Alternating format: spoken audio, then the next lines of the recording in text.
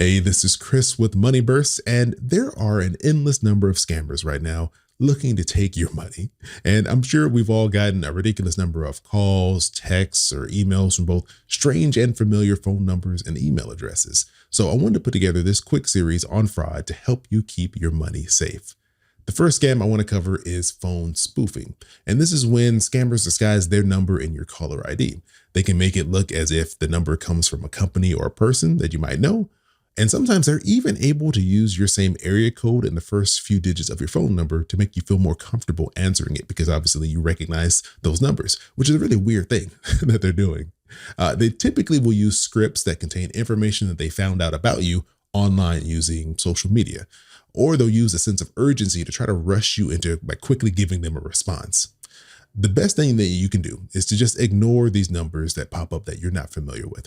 And I know this can be hard because sometimes you miss actual real phone calls. I've done this myself, but you don't want to accidentally provide information to a number that you just think is real because it looks familiar to you. And also on the whole topic of giving away your personal information, just don't do that over the phone. Remember that your credit union or bank will never ask you for any personal information like your account number or social security number or PIN number. They're just not going to do that. But if you ever feel uncomfortable, remember that you can always just hang up the phone. You're not required to just answer any questions that someone asks you over the phone. Most banks or credit unions won't even mind if you do this. You can just call them back using the number on the back of your debit card, just to make sure that you're actually getting through to the right place and that the information that they're asking you is truly information that they need and not just someone trying to steal all of your personal data. Since we were talking about fake phone calls, I think it's only appropriate now to talk about fake websites.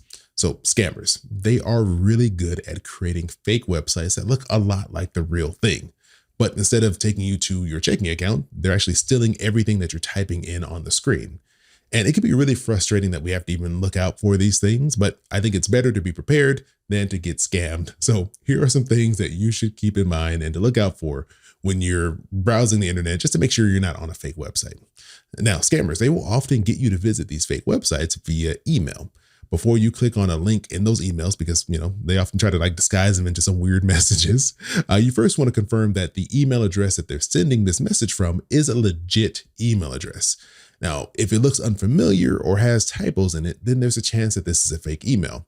So for example, you might get a message from Google and it'll say something like, this message comes from support@google.com, but Google is spelled with 3 O's.